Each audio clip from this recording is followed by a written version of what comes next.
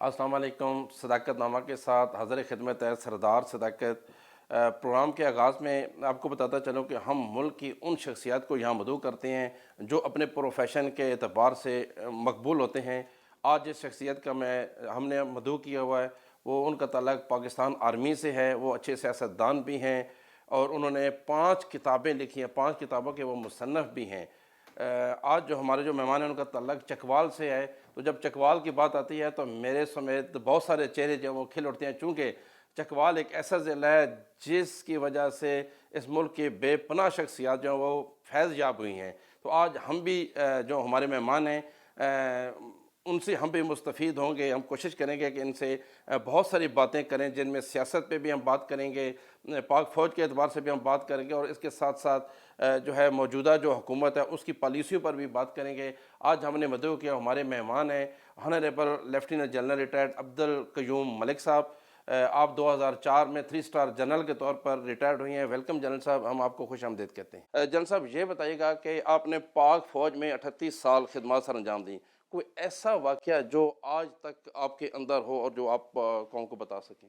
دیکھیں، اس سے پہلے میں آپ کا شکریہ ادا کرنا چاہتا ہوں اور اسپیشلی مبارکباد دینا چاہتا ہوں یہ نئے چینل کی۔ میں بڑا امپریس ہوا آج یہ دیکھ کے، اور اس کے جو روح رواں ہیں چودھری عبدالمجید صاحب، یہ لوگ قوم کے محسن ہیں۔ آئی ٹیل یو کہ اگر ان سے صحیح فائدہ اٹھایا جائے نا نیشن بلڈنگ کے لیے، تو یہ بڑے مؤثر لوگ ہیں جو بہت کچھ کر سکتے ہیں ہاؤسنگ سیکٹر میں ادھر ادھر۔ اور ان کے بیٹے چودھری معظم بھی باہر سے ایجوکیٹڈ ہیں، ایم ڈی ہیں آپ کے۔ تو میں آئی وش یو ویل، اور میں دعا گو ہوں کہ اللہ تعالیٰ کرے میڈیا چونکہ آج کل چوتھا پلر ہے ملک کی طاقت کا، تو اس لیے اس کے اندر ہمیں اس طرح کے چینل چاہیے جو غیر جانبداری کے ساتھ اور ٹرانسپیرنٹلی اور مؤثر طریقے سے قوم کی کاز کو آگے بڑھائیں۔ اور اس میں ایک چیز اور یہ کہنا چاہتا ہوں کہ یہ ملک ہم نے حاصل کیا ہے نا بڑی قربانیوں کے ساتھ۔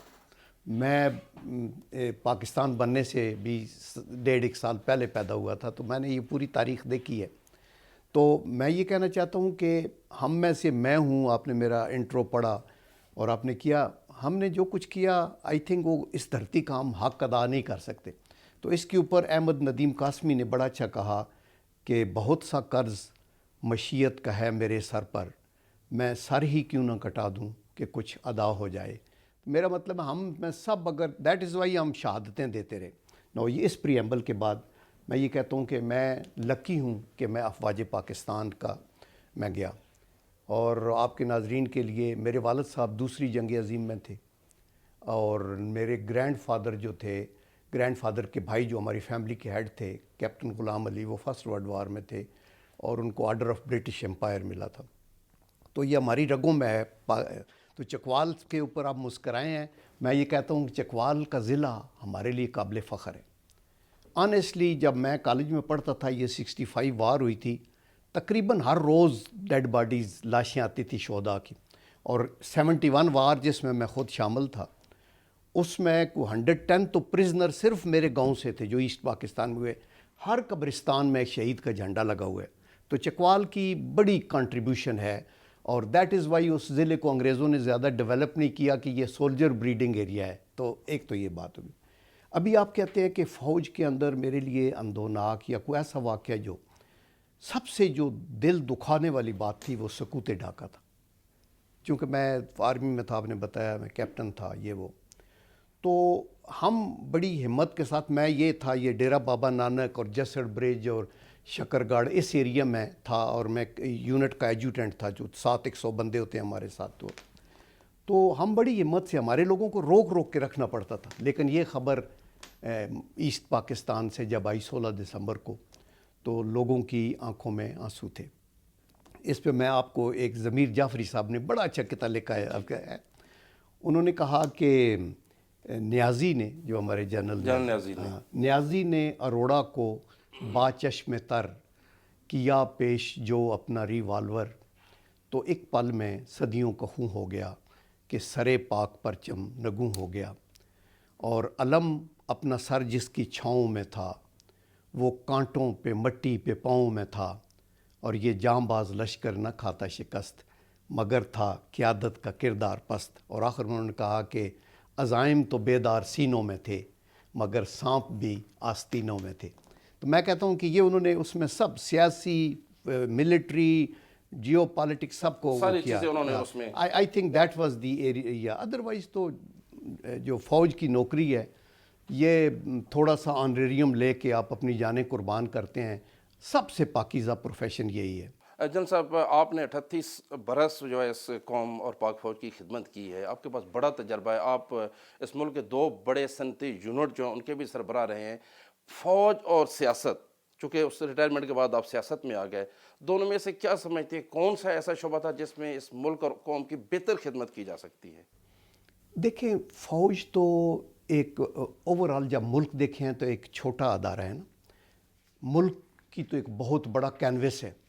میرے خیال میں اگر آپ سیاست میں ہوں تو آپ بہت بڑا کردار ادا کر سکتے ہیں، اور کیسے؟ جیسے قائد اعظم محمد علی جناح نے کیا، آپ نے دیکھا کہ ایک ملک بنا دیا، دنیا کا نقشے کے اوپر ایک تاریخ بدل دی، نقشہ بدل دیا، اور ایک آئیڈیالوجیکل سٹیٹ آ گئی۔ اور اس لیے میں سمجھتا ہوں کہ سیاست میں اگر آپ صحیح جگہ پہ ہوں اور آپ کا ویژن ہو اور آپ کے اندر خوف خدا ہو اور آپ جو ہے اس کو دیانتداری سے کام کریں تو بڑے بڑے فیصلے کر کے قوموں کی قسمت بدل سکتے ہیں۔ تو اس لیے میرے خیال میں سیاسی میدان جو ہے اس میں کنٹریبیوشن زیادہ ہو سکتی۔ جن صاحب، میں نے اس سوال میں بھی بات کیا کہ آپ 2 بڑے صنعتی یونٹ کے سربراہ رہے ہیں۔ اسٹیل مل کا جب آپ نے چارج سنبھالا تو اس وقت وہ خسارے میں تھی، کون سا ایسا آپ نے کام کیا کہ اس کو اس خسارے سے نکال کر آپ لے آئے، لیکن اس کے بعد جب اس کی نجکاری ہونے لگی، جس کو آپ جیلی کہہ لیں یا جو، تو آپ نے پھر استعفیٰ بھی دیا، اس کی کیا وجہ ہے سر؟ یا دیکھیں، میں پہلے تو پی او ایف کا چیئرمین تھا نا یہاں واہ میں 5.5 سال، تو یہاں میں آپ کے لڑکے کو بتا رہا تھا کہ واہ میڈیکل کالج، واہ یونیورسٹی، واہ کامسیٹ انسٹیٹیوٹ، انجینئرنگ کالج، ان میں میری ہمبل کنٹریبیوشن ہے، چونکہ یہ میں نے سٹارٹ کیے تھے۔ واہ کی مال روڈ، واہ کی ایکسپورٹس، واہ کی ہر چیز، اور اندر جو R&D ہے اور سب کچھ، جو کچھ ان مائی ہمبل کیپیسٹی۔ لیکن سٹیل مل میں ریٹائر ہو کے گیا تو وہاں مجھے لوگوں نے ڈرایا کہ بھائی ابھی آپ صحیح قابو آئے ہیں، ابھی تو آپ سرونگ نہیں ہیں، ریٹائرڈ ہیں، تو ادھر۔ تو میں نے کہا یار دیکھو، ہم جب سرونگ تھے نا جنرل، تو عجز اور انکساری اتنی تھی کہ اپنے آپ کو ہم ریٹائرڈ ہی سمجھتے تھے، اور اب جب ریٹائرڈ ہیں تو جذبہ حب الوطنی اتنا ہے اللہ کے کرم سے کہ ہم اپنے آپ کو سرونگ سمجھتے ہیں۔ تو میں جب ادھر گیا تو میں نے کہا نو پرابلم، میں ادھر یہ کبھی سوٹ شوٹ نہیں پہنا، لیبر کا لباس پہنتا تھا، اور میں نے کہا میرا یہ دفتر جو ہے اس کو میں مسجد ڈکلیئر کرتا ہوں، اللہ نہ کرے کہ اس کرسی پہ بیٹھ کے میں اپنے لیے، اپنی اولاد کے لیے یا کسی سینئر کا غلط حکم مانوں، ریزائن کر دوں گا۔ اور پھر اینڈ پہ میں نے ریزائن نہیں کیا، تو میں نے کہا وہ نہیں ہوگا۔ پھر یہ ہوا کہ میں نے دیکھا کہ مطلب جنرل مینیجرز یہ جو وائٹ کالر ٹائپ حملہ، ہمارے وہ جو ہے نا سٹیم روسٹ چکن آ رہا ہے، فش آ رہی ہے، میں نے کہا یار لنچ ہی دیتے ہو تو وہ لیبر کا کیا حال ہے؟ وہ سر ان کو بھی ٹھیک ہے، 13 کینٹینیں، سب کچھ اچھا ملتا ہے۔ میں نے کہا اچھا ٹھیک ہے، ایک دن میں ایک کینٹین میں چلا گیا، میں نے دیکھا جالیاں ٹوٹی ہوئی ہیں، کراچی میں گرمی بڑی ہوتی ہے، مکھیاں اندر آ رہی ہیں، کچیاں روٹیاں، ابلی ہوئی دال، تو میں نے کہا یار یہ سارا دن کام کرتے ہیں، تو میسیں بند۔ آئندہ چیئرمین سے لے کے نیچے بہت سے ایم ڈیز بھی تھے، جنرل مینیجر، میں نے وہاں 17,000 کی اسٹرینتھ تھی، تو میں نے کہا ہم سب ان کے ساتھ کھانا کھایا کریں گے۔ اور انہوں نے کہا سر یہ پھر جو ہے نا اس کا بل، میں نے کہا بل ہم بڑھا دیتے ہیں، ان کو کھانا تو دو۔ وہ پھر میں جب جاتا تھا تو لیبر کا لباس پہنے ادھر بیٹھتا تھا، یہ ورکر میرے پاس آتا تھا تو مجھے خوشی ہوتی تھی کہ یہ اس کے اندر اتنا کانفیڈنس ہے کہ وہ میرے کان میں بتا سر فلانے فیکٹری میں یہ نہیں ٹھیک ہے، وہ نہیں ٹھیک ہے، ادروائز گیپ رہتا ہے۔ اور ایک دفعہ میں جب چونکہ وردی وہی ایک نیلی بشرٹ اور نیلی پینٹ ہوتی تھی، اور ایم ڈی کی بھی وہی، اور جو میرا رنر ہے اس کا بھی وہی جو چائے لاتا تھا سب، تو ایک دفعہ امریکن سینیٹرز کا آیا تو ان کو میں بریف کیا دفتر میں، تو سارے ہم اسی میں تھے۔ جب نیچے گئے تو میں نے ان کو کہا میں آپ کو راؤنڈ کراتا ہوں۔ اللہ کا کرم تھا، ہم نے سٹیل مل کو ایسا رکھا ہوا تھا کہ فرشوں سے اس کا منہ، جیسے یہ آپ کی ہاؤس کیپنگ ہے نا، خوبصورت، میں اتنا خوش ہوا، امپریس ہوا۔ ہماری یہ ویک ایریا ہے پاکستان میں، ہم ایسے ماحول میں نہیں۔ تو میں نے اس کو کہا میں دکھاتا ہوں، تو نیچے میں گیا تو گاڑی بھی میں خود چلاتا تھا، اور تھی بھی میرے پاس کوئی مرسیڈیز نہیں تھی، میں نے کہا مزدوروں کا ہے تو وہ ہنڈا ٹائپ جو کار ہوتی، تو اس کو میں نے کہا ایکسیلنسی سٹ ڈاؤن، تو وہ مجھے دیکھ کے تو وہ بھول گیا کہ یہ چیئرمین، کہتا ہے کہ لیٹ دی چیئرمین کم، مجھے وہ سمجھا کہ یہ ڈرائیور ہے ساتھ میرے، میں نے کہا ایکسیلنسی میں humble servant, I am your chairman, تو پھر بیٹھ کے ان کو دکھایا۔ تو میں یہ کہتا تھا یہ چیزیں قابل فخر ہیں۔ آپ دیکھیں کہ نبی کریم صلی اللہ علیہ وآلہ وسلم کے ٹائم میں جب یہ رومن امپائر اپنی پیک پہ تھی تو رومن پریشان تھے کہ یہ حضرت محمد مصطفیٰ صلی اللہ علیہ وسلم کون شخص ہے۔ تو ایک دفعہ شہزاد کسی کو بھیجا انہوں نے، ایک پرنس کو، تو وہ کہیں گئے نا تو ایک محفل میں، تو انہوں نے کہا جی وہ کون ہے وہ محمد جو اتنا بڑا تھا، تو انہوں نے کہا جی ان میں سے آپ دیکھیں وہ بیٹھے ہیں نیچے لوگوں کے ساتھ، وہ کہ یہ ہماری اپنی مذہب کی ٹیچنگ ہے۔ جنرل صاحب، خسارے والے ملک کو آپ 18 بلین کا پروفٹ میں لے آئے، آپ کیا دیکھ رہے ہیں کہ ابھی بھی اس موجودہ حالات میں کیا اسٹیل مل اپنے پاؤں پہ کھڑی ہو سکے گی؟ دیکھیں پولیٹیکل ول چاہیے، کیا نہیں ہو سکتا۔ سٹیل مل جو ہے نا یہ ایک state with in the state ہے۔ یہاں بیٹھے ہوئے شوکت عزیز صاحب کو یا پرویز مشرف صاحب کو بالکل اس کا ادراک نہیں تھا۔ میں ان کو کہہ رہا تھا کہ میں ادھر بیٹھوں، مجھے پتہ ہے 19,000 ایکڑ زمین، 19,000 ایکڑ، اپنا پاور ہاؤس 165 میگا واٹ کا، 100 بیڈ کا ہاسپٹل، آپ کی اپنی جیٹی، سمندر سے جہاز ان لوڈ ہوتا ہے تو کنویئر بیلٹ پہ 4.5 کلومیٹر بھٹی تک وہ آتا ہے، 18 ہمارے لوکوموٹیوز انجن ریلوے کے، 72 کلومیٹر کی ریلوے لائن، 110 کلومیٹر کا روڈ نیٹ ورک، اور 10 کلومیٹر کے اندر ٹنلز جو جس کے اندر آپ وہ فائبر آپٹکس وغیرہ کی ہے، مطلب ہے نیم اٹ، اور اتنی یہ فیسلٹیز تھی تو ہم اس کو بیچنا چاہتے تھے۔ اچھا میں نے جب اس کو آگے کیا تو جب یہ میں سارا کام کیا اور پھر اس پہ کیا، پھر دیانتداری کی باتیں کی، میں جمعے والے دن خطبے سے پہلے مسجد میں بھی ورکرز کو ڈیفرنٹ مساجد میں جا کے تو یہی گفتگو کرتا جو آپ سے کر رہا ہوں کہ میرے بیٹے آپ کا جو ہماری اسلامک سوچ ہے اس کو ٹرانسلیٹ کریں اپنے ڈے ٹو ڈے ورک میں۔ میں نے کہا میں باہر سے آیا ہوں تو آپ کے شوز بھی ایک لائن میں ہونے چاہیے۔ تو مطلب یہ ہے کہ وہ کر کے خدا کا کرم تھا، بارش ہوئی پیسوں کی، 18 ارب آپ نے ٹھیک کہا، 6 ارب اس میں سے ہم نے گورنمنٹ کو انکم ٹیکس دیا۔ میں جب گیا تو 10 ارب کے 8-9 ارب کے مقروض تھے وہ ختم کیے، اور جب میں چھوڑ کے آیا تو 6 بلین کا را مٹیریل پڑا تھا، 4 ارب روپے کے فنشڈ گڈز پڑے تھے، اور 10 ارب کی سیونگ تھی 4 بینکوں میں، اور $1 کسی کا ہم نے نہیں دینا تھا۔ جنرل صاحب بہت اچھی گفتگو رہی ہے، چھوٹی سی بریک لیں گے، بریک کے بعد آپ سے کچھ سیاسی سوال بھی کریں گے۔ جی وقت ہو جاتا ہے بریک کا۔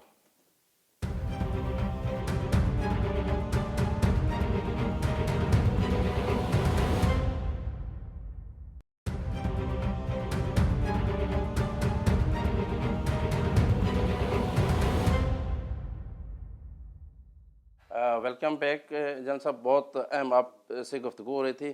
جنرل صاحب آپ 2004 میں 3 اسٹار جنرل کے طور پہ ریٹائر ہوئے، تو کیا وجہ ہے سر کہ آپ نے مسلم لیگ نون میں ہی کیوں شمولیت اختیار کی جب آپ سیاست میں آپ نے قدم رکھا؟ تو جی دیکھیں پہلا تو لوگ یہ کوشچن کرتے ہیں کہ فوج کی نوکری کی ہے جنرل صاحب، یہ ادھر کس گاندے پھنس گئے ہو، سیاست ڈالے یہ وہ۔ تو میں ان کو کہتا ہوں کہ دیکھیں سیاست بڑا پاکیزہ پروفیشن ہے۔ ہمارے نبی کریم صلی اللہ علیہ وآلہ وسلم نے بھی سیاست کی جب یہ صلح حدیبیہ ہوئی، وہ کہہ رہے تھے ساتھ، حضرت علی کرم اللہ وجہہ کہہ رہے تھے کہ یہ کیا کہہ رہے ہیں، یہ دشمن ہمیں کہہ رہا ہے کہ آپ اس کے اوپر جو معاہدہ لکھ رہے ہیں اس پہ محمد مصطفیٰ صلی اللہ علیہ وسلم بھی نہ لکھیں، اور ہمارا بندہ بھاگ کے آئے گا آپ واپس کریں گے، آپ کا آئے گا تو آپ نہیں کریں گے۔ نبی کریم صلی اللہ علیہ وسلم نے کہا رک جاؤ، ٹھیک ہے، ساری باتیں مانی، واپس آ گئے، واپس آ کے دوسری جنگیں لڑیں، پھر فتح مکہ ہوا۔ یہ کیا تھا؟ یہ پولیٹیکل موومنٹ تھی نا، عسکری سائڈ پہ بھی نبی کریم صلی اللہ علیہ وسلم کا وہ جو چیزیں پہلے کرتے تھے وہ کرتے۔ تو اس لیے میں یہ کہتا ہوں کہ سیاست بڑا پروفیشن، تو ایک تو سیاست میں آنا چاہیے، ضرور آپ اگر کنٹریبیوٹ کر سکتے ہیں، ہر بندے کا بینڈ آف مائنڈ، آپ کا جو پولیٹیکل سینس ہونا ضروری ہے، یعنی ہر فوجی نہیں کر سکتا آبویسلی، میں جو جیسے ہر انسان ہر فن مولا تو نہیں ہو سکتا نا۔ آپ یہ دیکھیں کہ امریکن فوج میں بہت سے جنرل ہیں، لیکن جنرل میکارتھر ایک تھا جس نے جاپان میں اس کو بھیجا اس کے دوسری جنگ عظیم کے بعد۔ آج کا ماڈرن جاپان جنرل میکارتھر کے محرون منت ہے۔ آپ نے دیکھے کہ 4-5 اسٹار جنرل کولن پاول تھے، ان کو انہوں نے ڈپلومیسی کا ہیڈ لگایا تو لگا نا۔ اسی طرح ساؤتھ کوریا آج جو بنا ہوا ہے، یہ بھی ایک لیفٹیننٹ جنرل پارک تھے جس کو انہوں نے لگایا، 18-19 سال انہوں نے لگائے، تو یہ وہ تو فوج میں تو ایک تو وہ ابھی آگے پارٹی کی سے ہوئی۔ میں یہ سمجھتا ہوں کہ ہر پارٹی اچھی ہوتی ہے، آپ نے دیکھنا ہے. وہ کہتے ہیں نا کہ it is not what you join, it is what you bring along with you in terms of honesty, dedication, devotion, hard work. آپ پلوٹ نہ ہو جائیں, آپ اپنی مہک سے لوگوں کو مستفید کریں, اور وہ تب ممکن ہے کہ آپ کے اندر خوف خدا ہو, عجز ہو, اور آپ کی اپنی کنوکشن ہو کہ یہ دنیا تو جو ہے یہ تو بڑا ایک بلبلے کی مانند ہے. جنرل صاحب یہ بتائیں میاں نواز شریف کب واپس آ رہے ہیں؟ دیکھیں, Mian Nawaz Sharif will definitely come back and he should come back. اگر تو میری بات سنتے تو میں یہ کہتا کہ بہت فوراً آ جاتے اور ادھر جیل میں چلے جاتے.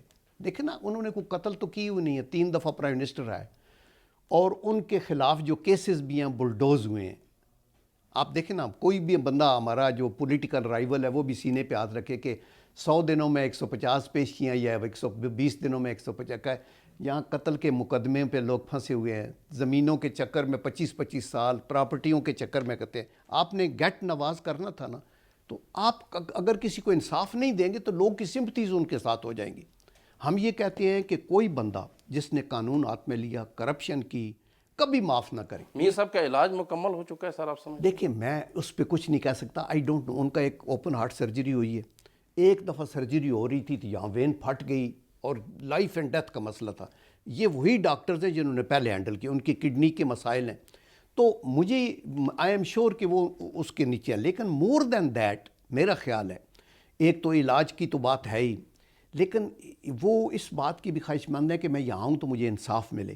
انصاف کا یہ مطلب نہیں کہ مجھے بری کر دیں, انصاف کا یہ مطلب ہے کہ وچ ہنٹنگ نہ ہو, کہ جی ان کو پکڑو جو کہ چونکہ یہ ہماری سیاسی جو رستہ ہے اس کے روڑے ہیں, تو صرف ان کے اوپر کنسنٹریٹ کرو. ابھی دیکھو نا, شہباز شریف صاحب کو اندر کیا نا, تو عمران خان صاحب گئے لاہور تو انہوں نے کہا بند کر دیا, اچھا آج چارپائی بھی نہ دینا, نیچے لٹانا. مطلب ہے دس از یو جب ڈونٹ سے ڈو. میاں صاحب لندن میں ہیں سر, آپ سے کبھی رابطہ ہوا؟ دیکھیں, میرے ساتھ کوئی رابطہ, میں تو گیا نہیں لندن وغیرہ, ڈائریکٹلی رابطہ نہیں؟ یہ ڈائریکٹلی نہیں ہے, لیکن میرے ساتھ ساری لیڈرشپ, شہباز شریف صاحب ہیں, اسحاق ڈار صاحب ہیں, اور باقی احسن اقبال ہے. ان یہ کے ذریعے رابطہ ہوتا ہے. جنرل صاحب, حال ہی میں میاں نواز شریف اور مولانا فضل الرحمان کا رابطہ ہوا اور لمبی گفتگو ہوئی ہے.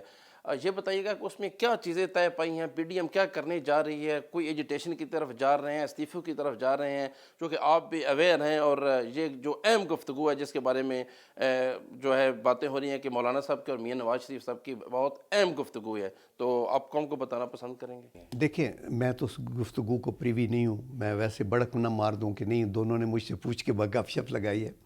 But I am sure political لوگ ہیں نا, تو انہوں نے یہی بات کی ہوگی کہ آگے کیا. دیکھیں, مولانا فضل الرحمان صاحب کی جو سوچ ہے وہ یہ ہوتی ہے ابرپٹ, استعفے دو, ختم کرو, چڑھ جاؤ, یہ وہ. ہماری جو سوچ ہے, ہم یہ کہتے ہیں کہ آئین اور قانون کی حدود کے اندر رہ کے ہمیں جو کچھ بھی کرنا ہے. بیکاز اگر ہم نے یہ سیٹ کر دی نا ایگزامپل کہ ہلہ بول دو پرائم منسٹر ہاؤس پہ تو گرا دو, تو دین دیر از نو اینڈ. کل آپ حکومت میں ہوں گے تو کوئی اور لوگ ہلہ بول دے گا. تیسرا, یہ کبھی نہیں ہونا چاہیے. اور آئینی اور قانونی پوزیشن یہی ہے کہ آپ نو کانفیڈنس کر سکتے ہیں. یہ گورنمنٹ جو ہے یہ میجارٹی گورنمنٹ نہیں ہے. ان کی یہ ان سپورٹرز کی بیساکھیوں پہ کھڑے ہیں جو کہ ان کے اتحادی ہیں, اور وہ اگر اتحادی کسی وقت بھی ان کو وہ پیچھے ہو گئے, جو ہر وقت وہ گلے کرتے رہتے ہیں پھر آگے ہوتے ہیں, لیکن انہوں نے اگلا الیکشن بھی لڑنا ہے, ایم کیو ایم نے بھی اور پی ایم ایل کیو نے. لوگ ادھر ہاتھ رکھیں گے نا, وہ کہیں گے یہ مہنگائی ہے, یہ ہے. آپ نے تو آپ اگلا الیکشن کب دیکھ رہے ہیں, اسی سال دیکھ رہے ہیں یا یہ 5 سال پورے کریں گے؟ دیکھیں, میں تو یہ سمجھتا ہوں کہ یہ شاید جلدی بھی ہو جائے. وجہ کیا ہے, آئیڈیلی میں آنیسٹلی میں آپ کو بتاؤں کہ میں سمجھتا ہوں 5 سال پورے کرنے چاہیے ہر گورنمنٹ کو, بلکہ 10 سال کرنے چاہیے, بلکہ 15 سال. مہاتیر محمد نے ملیشیا کو کیسے اٹھایا, کنٹینیوٹی ہونی چاہیے نا, جو ایک پلان آپ شروع کریں اس کو پورا کریں. لیکن وہ تب ممکن ہے کہ آپ وہ کام کریں جو پبلک کی ویلفیئر کے ہوں, آپ داغدار نہ ہو جائیں, آپ پہ پبلک کا ٹرسٹ ہو. ابھی تو آپ یہ دیکھیں, مثلاً آپ کی اکانومی کی جو لائف لائن ہے وہ آپ کا انرجی سیکٹر ہے. انرجی سیکٹر آج ڈیفالٹ کے قریب ہے, بیکاز آپ کا جو سرکولر ڈیٹ ان کو 1.1 ٹریلین روپیز ملا تھا, وہ ابھی 2.3 ٹریلین یعنی 2.3 ٹریلین ہے, اور وہ کہہ رہے ہیں کہ اگلے 3-4 سالوں میں 4 ٹریلین ہو جائے گا.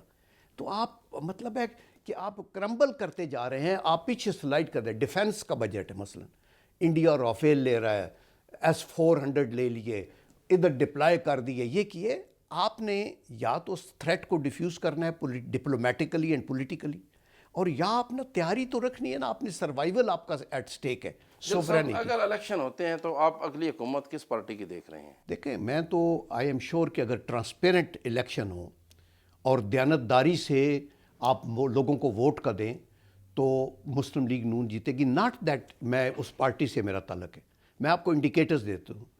دیکھیں جب مسلم لیگ حکومت میں تھی تو کچھ 36 بائی الیکشن ہوئے تھے, ان میں سے 32 مسلم لیگ نون نے جیتے تھے. آج اپوزیشن میں ہو کے تو 13-14 جو بائی الیکشن ہوئے اس میں 12 مسلم لیگ نے جیتے ہیں. کنٹونمنٹ کے اندر سویپ کیا ہے, وہ لوگ جنہوں نے تحریک انصاف کو ووٹ دیا تھا وہ ادھر دیا تھا.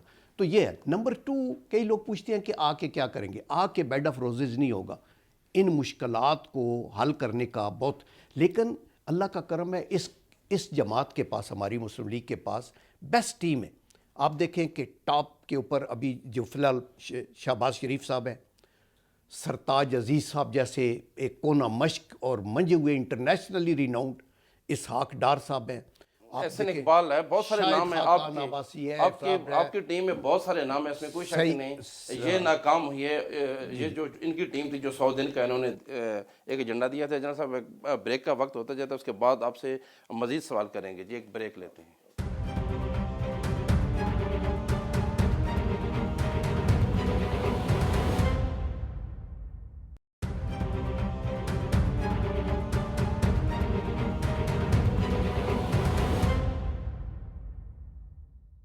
Welcome back. جنرل صاحب آپ سے بہت اہم گفتگو ہو رہی تھی. جنرل صاحب یہ بتائیے گا کہ اگر آپ کی پارٹی برسر اقتدار آتی ہے, مسلم لیگ نون الیکشن ون کرتی ہے, تو آپ کا پرائم منسٹر کون ہوگا؟ دیکھیں پرائم منسٹر کا سو فار تو جو میاں نواز شریف صاحب نے پک کیا نا, وہ تو شہباز شریف صاحب ہیں جو کہ پارٹی کے پریزیڈنٹ ہیں. یہ شاید خاقان عباسی نے بھی کہا ہے, ایون مریم نواز نے کہا ہے کہ وہ ہمارے صدر ہیں اور وہی ہمارا کینڈیڈیٹ ہے. اور آئی ٹیل یو کہ شہباز شریف ہیز ڈیلیورڈ. آپ دیکھیں کہ چیف پنجاب کے اندر ان کی دیکھیں ڈیڈیکیٹڈ ورکر ہے اور وہ ہیں, تو آئی ایم شیور کہ ان کے ساتھ ایک ٹیم لگی ہوگی. دوسرا, مریم نواز ایک پارٹی کی اسٹرینتھ ہے, وہ اچھا کراؤڈ پولر ہے, ووٹ پولر کرے گی. لیکن یہ انڈیویجولز کی بات نہیں ہے, یہ ایک براڈر مشن کی بھی ہے. یہ بھی نون کی کامیابی کی بات نہیں ہے, اس سے زیادہ ریاست کے بچانے کی بات ہے. تو آئی ایم شیور جو بیسٹ چوائس ہونا چاہیے وہی اوپر آنا چاہیے. For the time being there is no doubt کہ شہباز شریف صاحب ہوں گے, اور وہ اس لیے ہوں گے کہ نواز شریف صاحب نے ان کے اوپر ہاتھ رکھا ہے. تو کیا کل وہ کسی کو انہوں نے شاید خاقان کو نامینیٹ کیا تھا تو وہ بن گئے تھے. وہ اے بی سی جس کو کریں گے نامینیٹ اور پارٹی بیٹھ کے سوچ لے گی تو وہ بنے گا, لیکن سب سے زیادہ ڈیزرونگ جو ہے وہ شہباز شریف ہے. جنرل صاحب موجودہ حکومت کی فارن پالیسی پہ آپ کیا بات کریں گے؟ دیکھیں فارن پالیسی میں یہ کہنا چاہتا ہوں کہ فارن پالیسی آپ کی ایمنیٹ ہوتی ہے ڈومیسٹک پالیسی سے. وہ پنجابی میں کہتے ہیں نا کہ جنہاں دے گھر دانے انہاں دے کملے بھی سیانے. اگر آپ معاشی بدحالی کے شکار ہوں اور leader of the house, leader of the opposition سے ہاتھ نہ ملائے کہ نہیں یہ شودر ہیں, میں ان کی عزت افزائی نہیں کرنا چاہتا, اور تفرقہ ہو, پولیٹیکل پولرائزیشن, میڈیا میں پولرائزیشن ہو, تو اور آپ کے پاس یہ مطلب ہے فائنانشلی آپ ٹھیک نہ ہوں, تو پھر آپ کی فارن پالیسی بھی اتنی امپارٹنٹ ہوگی مضبوط جتنی یہ ہے. ابھی انفارچونیٹلی ہماری فارن پالیسی میں وہ کامیابی نہیں ہے. اس کی وجہ یہ ہے, آپ دیکھیں امریکہ جیسا امپارٹنٹ لیڈر, وہ ابھی تک اس نے ٹیلی فون پہ بات نہیں کی. پاکستان ایک نیوکلیئر کنٹری ہے, ایک پیوٹل کنٹری ہے, ایک سینٹر اسٹریٹجیکلی لوکیشن کے اوپر ہے. ان کے ہمارے اوپر ڈپینڈنٹ ہیں اس ایریا کے لیے, لیکن ان کی دنیا میں تقریباً جو سب سے بڑی ایک ایمبیسی ہے وہ تو شاید عراق میں بھی ہے, لیکن یہ پاکستان میں بھی انہوں نے پورا سیکٹر سنبھالا ہوا ہے, اس نے نہیں بات کی. اسی طرح آپ یہ دیکھیں کہ آپ مسلم دنیا کے اندر بھی ایک وقت تھا کہ شاہ فیصل تھے, شہنشاہ ایران تھے, آپ کے جو ہے جارڈن کے کنگ حسین تھے, وہ یہ جو انڈونیشیا کے تھے. ہماری ایک بہت بڑی ٹیم تھی, ایک طرف بسل بجتی تھی پورے بات. آج ہم اب آئسولیشن میں, یہاں بیٹھ کے تقریریں کرنے سے نہیں ہوتا. آپ کی پارلیمنٹری ڈپلومیسی, آپ مجھے بھیجا تھا as a special envoy of the prime minister on Kashmir to Britain. میں ادھر گیا اور اللہ کا کرم ہے کہ میں اتنا سیٹسفائیڈ تھا. برمنگھم, ادھر ہاؤس آف لارڈز میں, ایمنسٹی انٹرنیشنل میں, آپ ان ٹو ون بات کر کے, لیپ ٹاپ میرے ہاتھ میں ہوتا تھا, میں کشمیر کی روتی بچیاں ان کے اوپر وہ شارٹ گنز کے فائرنگ اور یہ دکھاتا تھا, تو میں دیکھتا تھا کہ امپیکٹ ہے. میں ملا لارڈ فیلڈ مارشل گتھرے کو, جو کوئین کے ساتھ ہوتے ہیں، تو اس کی آنکھوں میں آنسو تھے. مجھے کہتے general why don't you use English media, you people don't come here. تو میں یہ کہنا چاہتا ہوں کہ یہ ڈائنامک نہیں ہے. فارن منسٹر ہو کسی خطے میں چلا جائے تو شور مچا ہونا چاہیے کہ یس یہ بندہ آیا ہے اور یہ ٹو دی پوائنٹ بات کرے. جنرل صاحب، میرا سوال یہ ہے کہ آپ ماشاءاللہ بہت تجربہ کار انسان، آپ کی کامیاب زندگی گزری ہے، سیاست میں بھی آپ کو تجربہ ہے، تو کیا مشورہ دیں گے استعفے کے علاوہ عمران خان کو؟ کوئی ایسا مشورہ دیں کہ جس سے وہ کامیاب ہو جائے. دیکھیں عمران خان صاحب جو ہے نا، honestly he is well meaning, he wants to help the country. One would be very big dishonest اگر یہ کہے کہ نہیں، he came with this intention کہ میں کر دوں گا، لیکن he doesn't have that vein. He is apolitical. نہ ان کو ڈپلومیسی کا پتہ ہے، نہ ان کو پالیٹکس کا پتہ ہے، اور یہ ان کے بس کی بات ہے ہی نہیں. دیکھیں نا، آپ بہت اچھے میڈیا مین ہیں، ٹاپ کلاس ٹاپ سٹار ہیں. میں آپ کو 777 جہاز میں کاکپٹ میں بڑھاؤں کہ چلو جی اس کو اڑاؤ، تو یہ آپ کی ٹریننگ نہیں ہے. اور دیر از نو شارٹ کٹ ٹو ایکسپیرینس. آپ نے ایک دن کی گورننس نہیں کی ہوئی.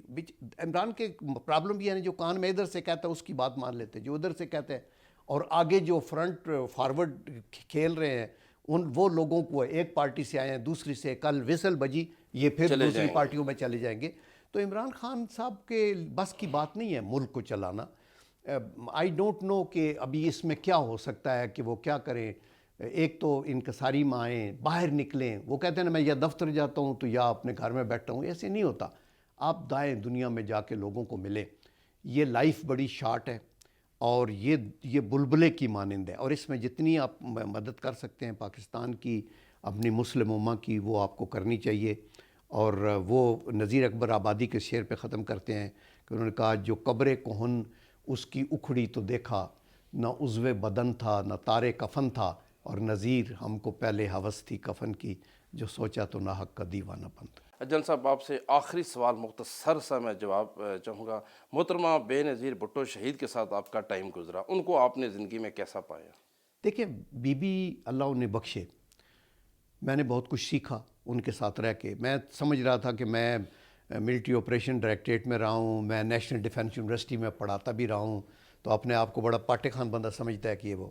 بٹ آئی ٹیل یو بے نظیر بھٹو واز ویل ریڈ، لکھتی بھی تھی. ان کی کئی سپیچز میں بھی لکھتا رہا، اور میرے ساتھ بڑا ہی شفقت سے وہ پیش آتی، اتنا احترام. حالانکہ میری نہ کوئی پولیٹیکل ایفیلیشن تھی، میں معین قریشی صاحب کے ساتھ گیا تھا ایز اے ملٹری سیکرٹری.